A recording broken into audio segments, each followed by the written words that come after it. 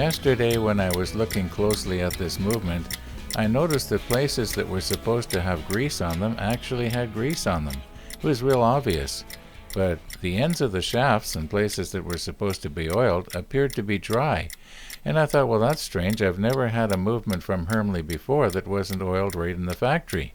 But when I looked really close, I saw that the ends of the shafts were oiled, but extremely lightly. So maybe that's why they recommend here oiling it before you install it. Now I have genuine clock oil here. I've had it for many years, probably 30-40 years. And when I bought it, it was $10. I remember thinking, wow, I sure don't want to spill this. And now I believe it's up to $50 to $60 for the same amount. You know, I'm sure glad my car doesn't run on clock oil because I would not be able to afford an oil change.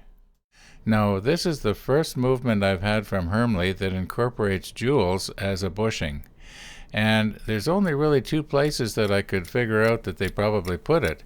Either on the escapement wheel shaft, which if you look closely, you'll notice it's slowly rotating there to the right, or here on the balance wheel shaft. And I've concluded it's on the balance wheel shaft. Makes a lot more sense. It's going to get a lot more wear and tear. Now, as far as I'm concerned, this is not a true floating balance. If it was a floating balance wheel, any others that I've seen, and actually even worked on one, the balance wheel was supported by the hairspring. Yeah, this one isn't. It's supported by the bushing on the bottom.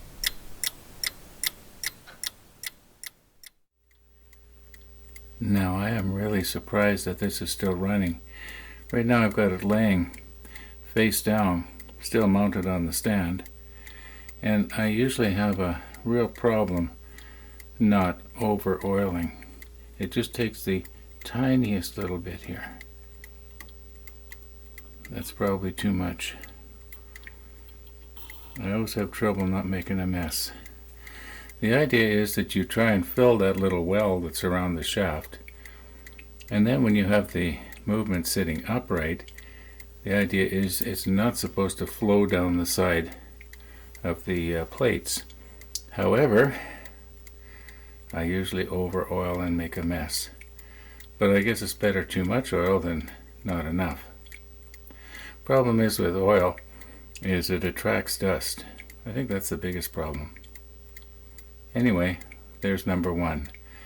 Now I'm going to get the camera out of the way and do the rest of them. I still haven't decided on a case. Yesterday it was going to be mostly glass so that you could see through it. Today I'm back to solid again. You know, like solid mahogany. Well, it won't be mahogany, you can't get that anymore. And the last mantle clock I did was oak, so I'm thinking maybe walnut. Go and see if I can't maybe find a nice piece of walnut at the lumberyard. Yeah, we're just not getting this series going properly here. I'm sort of stalling with oiling the movement and just killing time here while I'm trying to make up my mind. Yeah, I've worked hard today doing nothing. I think I should have a muffin. Jackson brought me some muffins today. He brought me 4 muffins.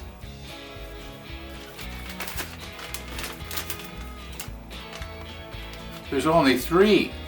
Now people have been asking me, who is Jackson? Well, Jackson is my youngest viewer. What could have happened? There's only 3 in there. Okay, I ate one. Thanks for watching. You too, Jackson.